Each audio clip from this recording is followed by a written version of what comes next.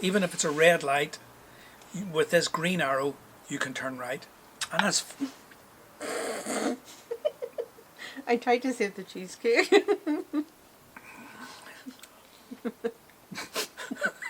We are Barry and Jill, the Irish pilgrims, living and working in Germany. Join us as we share stories about our community project that we're involved in, or our camper van conversion that keeps us busy in our free time, or just any other kind of carrying on that takes our fancy.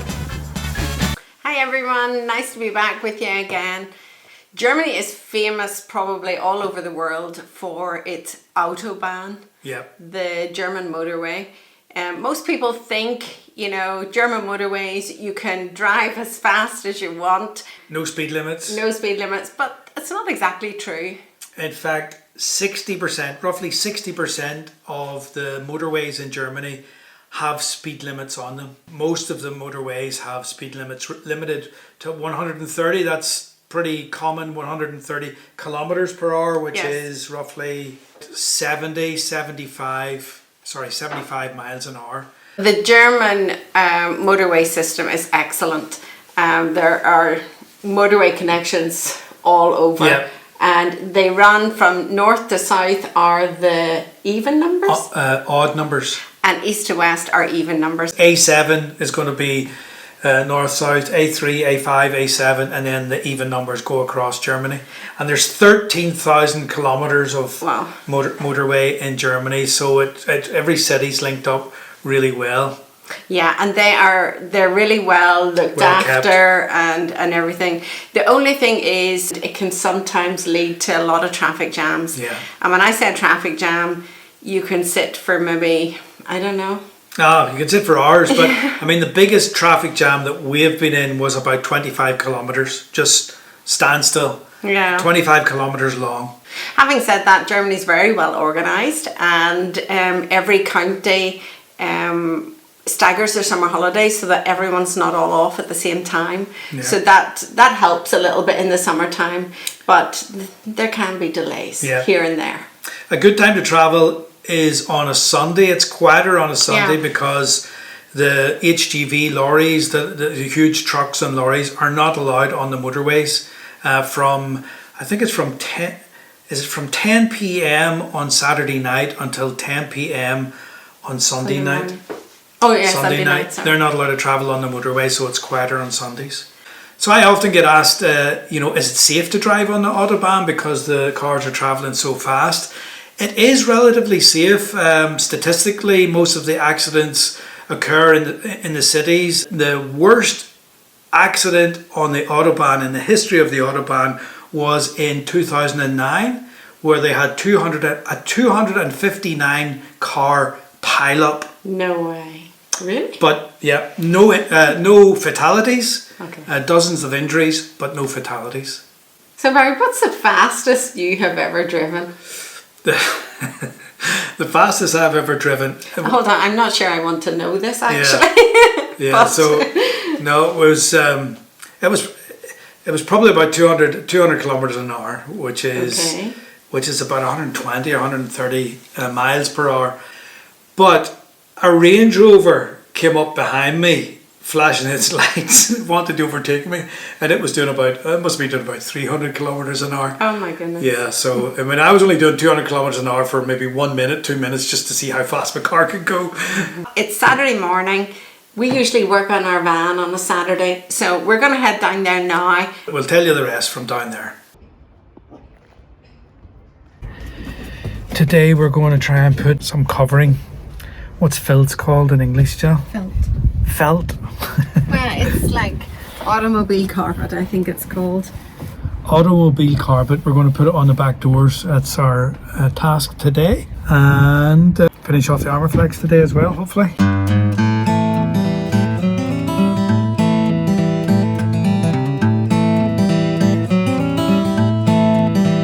So Jill has just nipped round to the house to grab a cutter knife, and I will just continue sharing with you about the Ampelmännchen.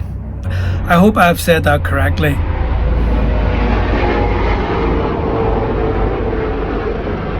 Helicopter overhead. Bishop must be landing nearby. So, the Ampelmännchen, that's at the pedestrian crossings here in Germany. There is, the little man that says to walk, the little green man, and the little red man. But here in the eastern part of Germany, in GDR times, they had different shapes to the European or to the West German little men that were on the lights at the pedestrian crossing. And in the original design, the little green man was walking from left to right, but the communist authorities, the socialist authorities changed the design because they said they wanted the man walking from right to left. That fitted better to a socialist system, him walking from the right to the left. But if you go to Berlin today, you can buy these little Ampelmännchen, and they're back facing, walking left to right, because just for graphic purposes, it fits better, and for design purposes, it looks better. With the reunification of Germany, they wanted to take away this East German version of the little green man and replace him with the standard Western German. But there was a whole movement that started up a campaign to save the Ampelmännchen from the GDR times. And they actually were successful. It became sort of like an expression of East German identity, and they were able to keep this version of the little green man. Jill's has come back from getting the knife, and she's going to continue by telling us about what happens when the lights are red. What happens when the wee green man is no longer green and it's a wee red man? What do the Germans do? Stop. They don't cross the road. We've been in the city centre at 1 a.m. and have seen people standing at the side of the road waiting to cross the road, and there is not a car or other person in sight. Yep. We've been known to do it as well. No, I'm claiming the Fifth Amendment here. All joking aside about standing and waiting for the wee green man, the Germans have taught us the importance of setting an example to children when crossing the road. And here's a little bit of trivia for you. You can get fined for crossing the road when it's red. In fact, repeat offenders can actually get penalty points, and even kids from 12 years of age can get them, which may disadvantage them when they come to apply for a driving licence. I got my knife. We've got to get back to work now. We're doing some fuzzy felt.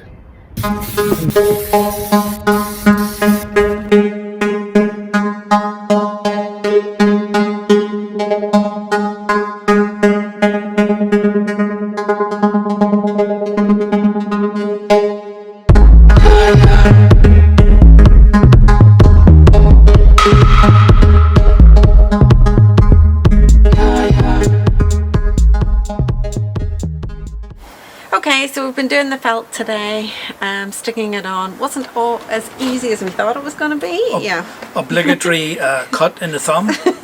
Yes. Par for the course. Yeah, but we managed to get it on. We just finished it, and we're just about to start laying lino on the back part of the van. And someone interrupted us. Yeah, a nice interruption. One of the girls from Dreamers Cafe brought us a beautiful piece of rhubarb cheesecake. Delish. Yeah, so that sort of stopped us in our tracks. So we're going to have a wee nosh break. Yeah, and I hope you don't mind. We're going to sort of eat our cake and talk to you a little bit more about driving in Germany and being on the road and some of the differences. So we have to talk about the green arrow. The green arrow at the traffic lights, or at the pedestrian crossing traffic lights in Germany. Yeah, there are two green arrows. There's one that's a light. Yeah. That comes on and tells you can turn. And there's another one that's there sort of permanently. And if the way's free, you're allowed to turn the corner. Yeah. Even if it's a red light, with this green arrow, you can turn right. And that's... I tried to save the cheesecake.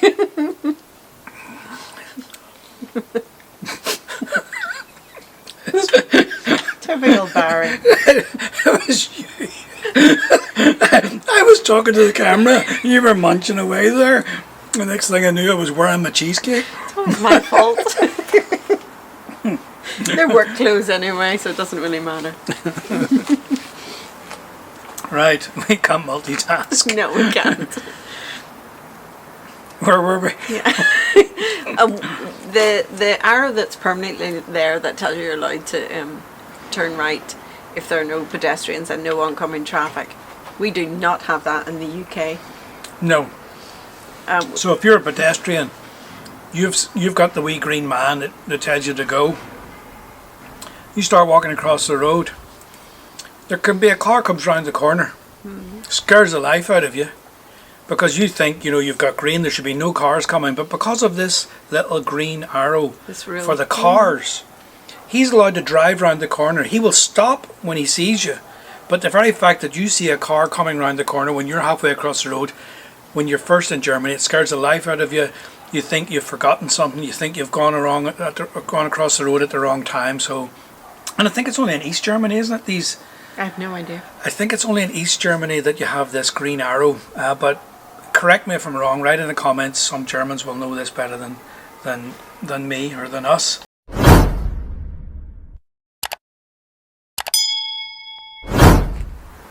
Another big part of driving here in Germany is Blitzer, the speed cameras. Speed cameras are pretty much all over the place in Germany. First of all, we want to say don't speed.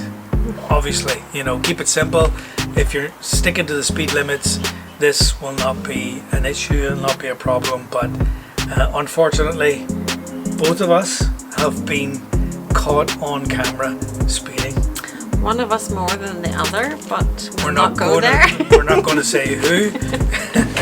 I mean, my job, pre-COVID, I would be driving all over Germany, and so I do have a few little photographs that have been sent through to me, taken by cameras on the side of the road. Yeah, and I got a nice photo from the camera on our own street where we live. Yeah, outside our door. Outside our door. Yeah, literally. Which is a 30km/h zone, and you might have been at 35 kilometers. I don't know. I wasn't going fast. You can always walk faster. I know. But that was so stupid and so annoying. Yeah. So annoying, like 10 meters from your house. Yeah, but it was an unmarked police car just parked outside our house.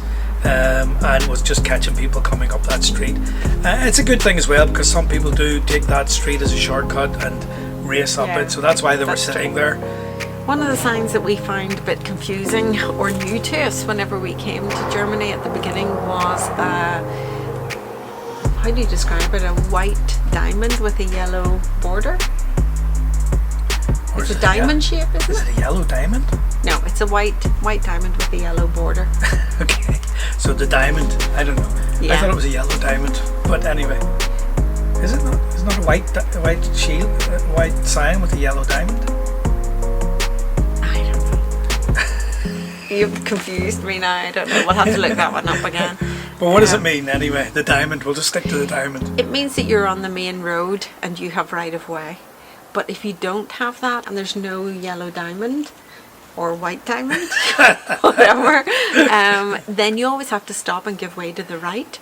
So you could just be going along like a little side street. You have to stop and give way to the right and let them come out. Yeah. So if you're driving along there, you have to slow down at every junction coming in from the right if you don't have a yellow diamond. Yeah, it's a traffic calming measure, sort of just to keep everybody driving slowly. It's not a bad idea, but if you're coming from Ireland or the UK and you're driving along a pretty wide street and then you see some of these little side streets, you think you have right of way. And at the start I was wondering, what's that guy stopping for in front of me?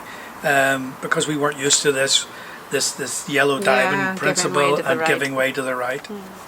So that's a wee bit about being on the road in Germany. We're going to go back to working in the van, and we hope to see you again soon in our next video. So watch this space.